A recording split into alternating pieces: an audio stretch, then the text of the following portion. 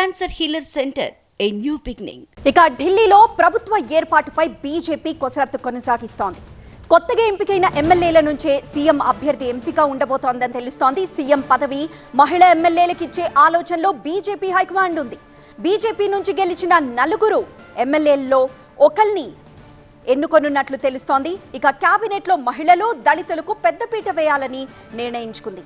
ఢిల్లీలో కొత్త ప్రభుత్వ ఏర్పాటుపై బీజేపీ హైకమాండ్ కసరత్తును ముమ్మరం చేసింది.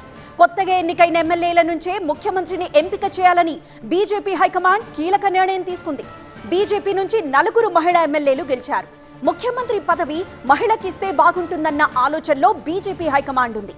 ఢిల్లీలో డిప్యూటీ సీఎం పదవి కూడా ఉంటుందని ప్రచారం జరుగుతోంది. నీలం పహిల్వాన్, రేఖా గుప్తా, పూనం శర్మ, శిఖా రాయ్ అసెంబ్లీ ఎన్నికల్లో బీజేపీ ఎమ్మెల్యేలుగా గెలిచారు. కేబినెట్లో మహిళలతో పాటు దళితులకు పెద్దపీట వేయాలని నిర్ణయించారు. పూనం శర్మ వాసీపూర్ నుంచి గెలిచారు. శిఖా రాయ్ గ్రేటర్ కైలాష్ నియోజకవర్గంలో ఆప్ నేత సౌరభ్ భరద్వాజ్ పై విజయం సాధించారు. రేఖా గుప్తా షాలిమార్ బాగ్ సీట్ నుంచి గెలిచారు. నీలం పహిల్వాన్ నజఫ్గఢ్ సీట్ నుంచి గెలిచారు. ఇక ఫిబ్రవరి 15వ తేదీ తర్వాతే ఢిల్లీలో కొత్త సీఎం ఎంపిక జరిగే అవకాశం ఉంది. ప్రధాని మోదీ విదేశీ పర్యటన ముగిసిన తర్వాత ఢిల్లీలో కొత్త కేబినెట్ కొలువుదీరుతుందని బీజేపీ వర్గాలు చెబుతున్నాయి. కేజ్రీవాల్ పై గెలిచిన పర్వేష్ వర్మ కూడా సీఎం రేస్లో ముందున్నారు. విజేంద్ర గుప్తా, సతీష్ ఉపాధ్యాయ్ కూడా సీఎం పదవిని ఆశిస్తున్నారు. మా అసోసియేట్ ఎడిటర్ మహాత్మాని అడిగి మరింత సమాచారం తెలుసుకుందాం. మహాత్మా, ఎందుకు ఫిల్టర్ చేయడంలో ఇంత జాప్యం ఎందుకు జరుగుతోంది?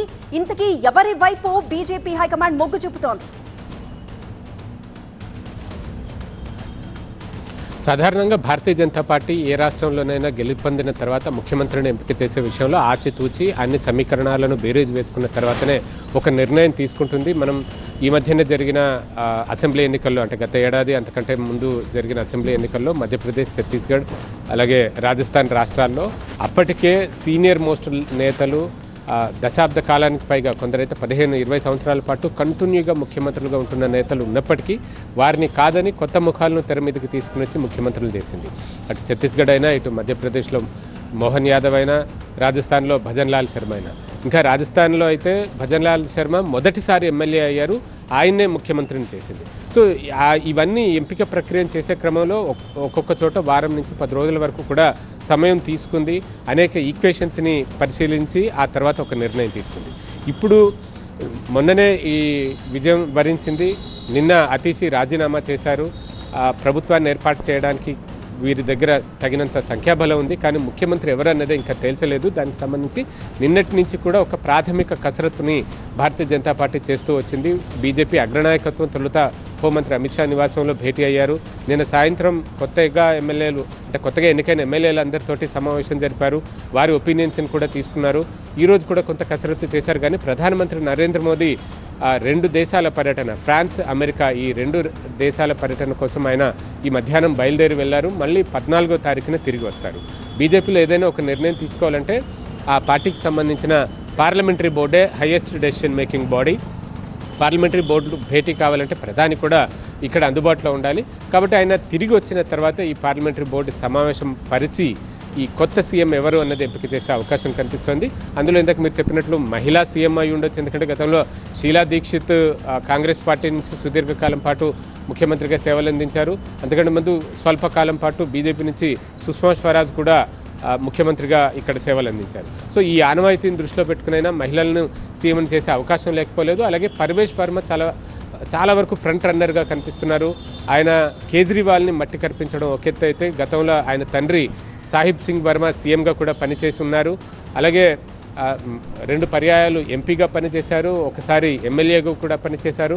సో ఢిల్లీకి సంబంధించి పూర్తి అవగాహన ఉన్న నేత కాబట్టి, అందులోనూ జాట్ సామాజిక వర్గానికి చెందిన నేత. జాట్ ఈక్వేషన్స్ను దృష్టిలో పెట్టుకుంటే పశ్చిమ ఉత్తరప్రదేశ్లోను, ఢిల్లీ, హర్యానా, అలాగే రాజస్థాన్లోను ఈ జాట్ సామాజిక వర్గం జనాభా గణనీయంగా ఉంది, రాజకీయాలను ప్రభావితం చేసే స్థాయిలో ఉంది. సో వారిని అట్రాక్ట్ చేయడం కోసమైనా పర్వేష్ వర్మన్ చేస్తారన్న కథనాలు ఒకవైపు వినిపిస్తున్నాయి.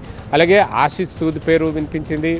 మంజీందర్ సింగ్ సిర్సా, గతంలో ఢిల్లీకి బీజేపీ అధ్యక్షులుగా పనిచేసిన సతీష్ ఉపాధ్యాయ, విజేందర్ గుప్తా, ఇటువంటి నేతల పేర్లు కూడా ఈ రేసులో వినిపిస్తున్నాయి. వారితో పాటు ఇందాక చెప్పిన నలుగురు, రేఖా శర్మ, వీరంతా ఈ మహిళా అభ్యర్థులుగా అయితే వారి పేర్లు కూడా వినిపిస్తున్నాయి. కానీ అల్టిమేట్గా ఎవరిని ఎంపిక చేస్తారు అన్నది ఎదురు చూడాల్సి ఉంటుంది. బీజేపీ ఒక్కొక్కసారి వార్తల్లో ఉన్న వ్యక్తులు, చర్చలో ఉన్న వ్యక్తుల్ని కాకుండా కొత్తగా అనూహ్యంగా ఎవరూ ఊహించని వ్యక్తుల్ని తెర మీదకి తీసుకొచ్చి ముఖ్యమంత్రులను చేస్తున్న సందర్భాలు కూడా ఉన్నాయి. కాబట్టి ఢిల్లీ ముఖ్యమంత్రి ఎవరవుతారన్న విషయం మీద ఇంకా ఉత్కంఠ కొనసాగుతూనే ఉంది.